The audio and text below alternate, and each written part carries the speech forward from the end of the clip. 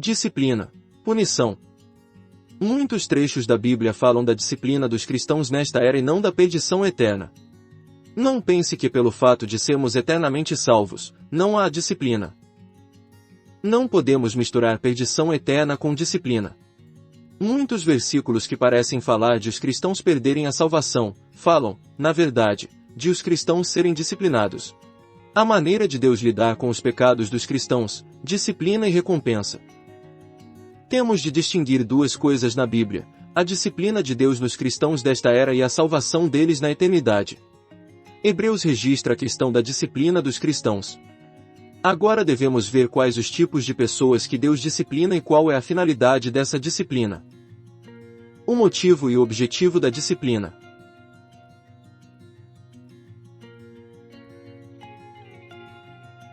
A Epístola aos Hebreus 12, 5-6 diz: E estáis esquecidos da exortação que, como a filhos, discorre convosco.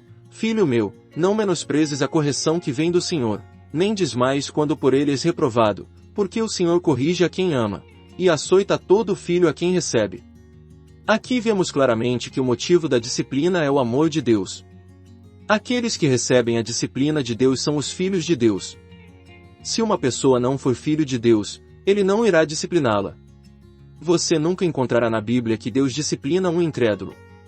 Deus não gasta seu tempo e energia para disciplinar todas as pessoas desta terra. Ocorre o mesmo conosco. Nós não disciplinamos os filhos de nossos vizinhos.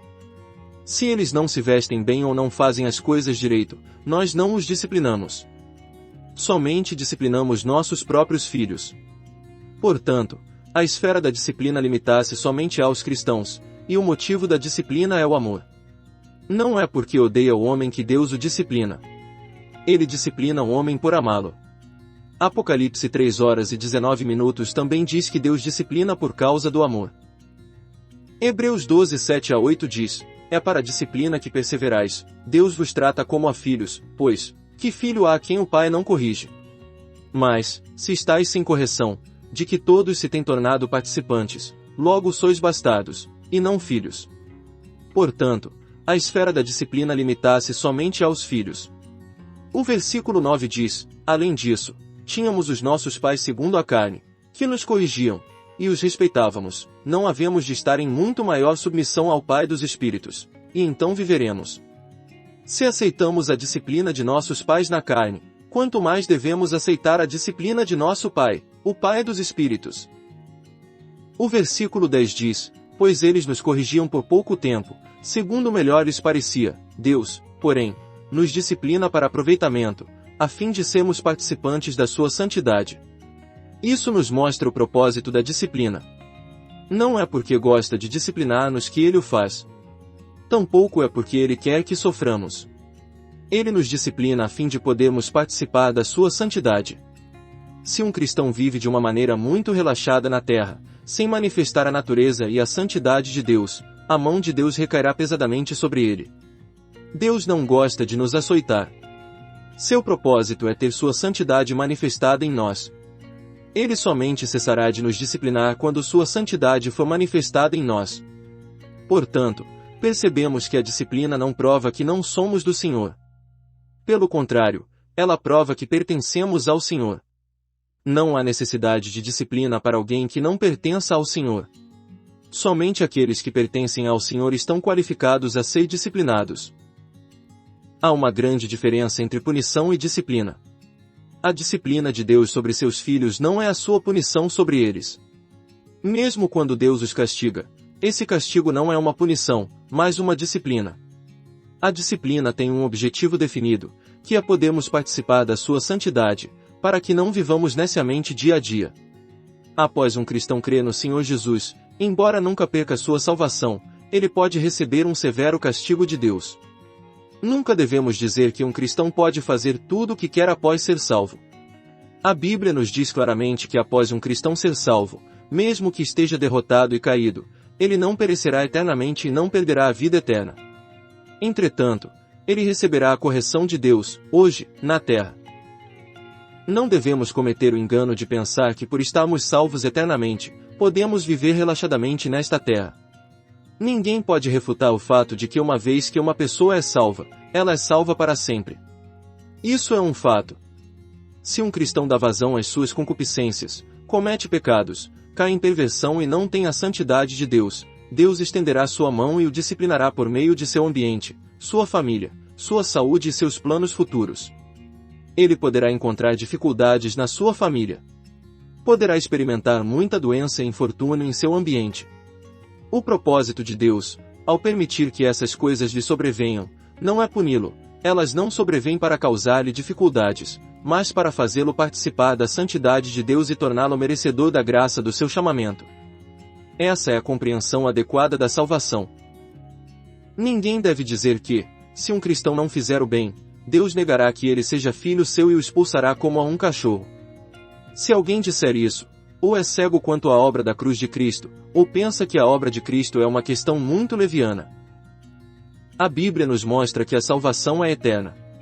Ao mesmo tempo, a Bíblia também nos mostra que existem punições seríssimas entre os que creem. Se falharmos, haverá muita punição para nós. Deus quer que participemos da sua santidade. Nesta terra, Ele quer que vivamos como filhos de Deus. Ele não quer intimidar-nos com o inferno para que busquemos a santidade. Ser salvo é algo totalmente da graça, mas Deus tem sua maneira de conduzir-nos para a sua santidade. Ele faz com que nos deparemos com muitas coisas em nossas famílias, em nosso corpo, em nossa carreira e em nosso ambiente, a fim de que nos voltemos a Ele. Esse é o propósito da disciplina. Ananias e Safira eram cristãos, eles eram salvos. Eles cometeram o pecado de mentir ao Espírito, e receberam uma disciplina muito severa, Atos 5:1-10. Em certa época, eu achava que talvez Ananias e Safira não fossem salvos. Lendo a Bíblia cuidadosamente, deve-se reconhecer que eles eram salvos porque estavam com os discípulos na época do Pentecoste. Além disso, eles também fizeram uma oferta. Eles apenas buscaram alguma vanglória. Os pecados deles não foram tão graves como se possa pensar. Eles não se embebedaram nem cometeram fornicação. O fato de serem rapidamente tirados do mundo prova que eram cristãos. Se fossem pessoas do mundo, provavelmente tivessem vivido muito mais. O fato de terem sido rapidamente removidos do mundo prova que eles eram nossos irmãos. Os cristãos coríntios não respeitavam a reunião da mesa do Senhor.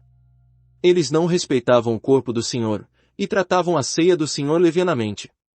Quais foram os resultados de tais coisas? Paulo diz em 1 Coríntios 11:29-30, pois quem come e bebe, sem discernir o corpo, come e bebe juízo para si. Eis a razão porque há entre vós muitos fracos e doentes, e não poucos que dormem. A mão disciplinadora de Deus torna as pessoas doentes e fracas, e até mesmo as faz morrer. Deus as tratou dessa maneira porque elas trataram o corpo do Senhor levianamente. Elas não viram a morte do Senhor nem a obra de Cristo, e não viram o corpo de Cristo. Elas não viram o respeito que deviam ter com o Senhor Jesus, e não viram seu posicionamento adequado no corpo de Cristo. Isso resultou em fraqueza, doença e até morte. Após terem pecado, Deus as disciplinou. O versículo 32 diz, mas, quando julgados, somos disciplinados pelo Senhor, para não sermos condenados com o mundo. Há um objetivo na disciplina de Deus. Ela visa salvar-nos da condenação no futuro. Deus nos disciplina para que não caiamos na condenação que o mundo receberá. Em outras palavras, a disciplina prova que somos salvos. A disciplina preserva a nossa salvação. A maneira como Deus faz as coisas e a nossa maneira são totalmente diferentes. Nós achamos que se dissermos às pessoas que elas estão salvas, elas se tornarão levianas e sem restrição. Deus não é assim. Ele proclama claramente, absolutamente sem limitação para todos os que creem nele que todo aquele que crê tem a vida eterna e não perecerá. Contudo, ele tem a sua maneira de guardar-nos de pecar e de guardar-nos de ser cristãos libertinos e frouxos. Sua disciplina é um substitutivo de sermos condenados. O homem pode achar que a condenação é o melhor método de guardar-nos de pecar, mas Deus não utiliza a maneira da condenação. Em vez disso, ele usa a maneira da disciplina. É muito evidente que Deus separa os cristãos das pessoas do mundo pela disciplina. As questões da disciplina e salvação devem ser claramente diferenciadas. A disciplina é exercida somente para o presente e nada tem que ver com nossa salvação eterna. Há um bom exemplo em 1 Coríntios que mostra que a disciplina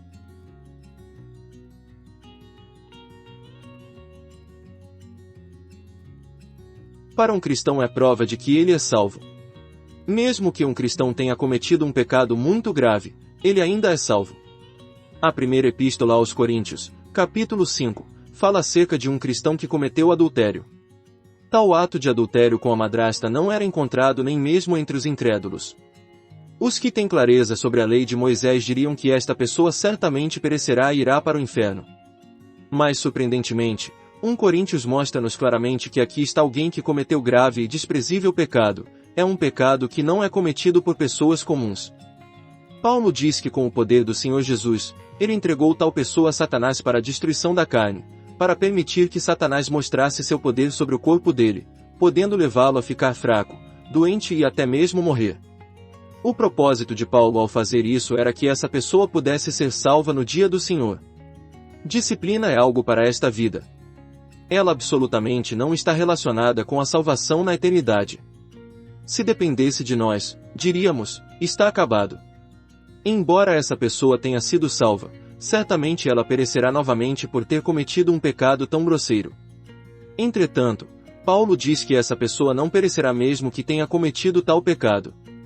Uma pessoa salva pode, temporariamente, receber disciplina, mas não pode ser punida com a perdição eterna. Esse é o ensinamento de Paulo.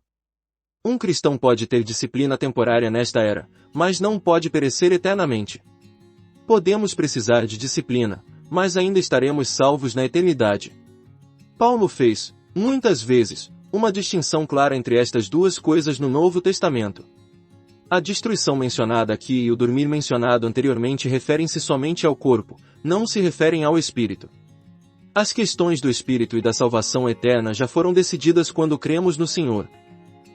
Algumas pessoas têm dificuldade com João 5,16, onde diz que não devemos rogar por alguém que comete pecado para a morte. Tais pessoas têm dificuldade porque não entendem a palavra de Deus. Elas acham que pecar para a morte, como fala aqui, significa perdição.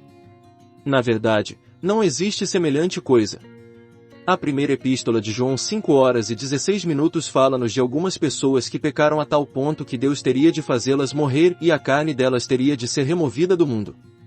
A morte mencionada em 1 Coríntios 11, a destruição em 1 Coríntios 5, e as mortes de Ananias e Safira são todas mortes da carne e nada tem a ver com a morte do espírito.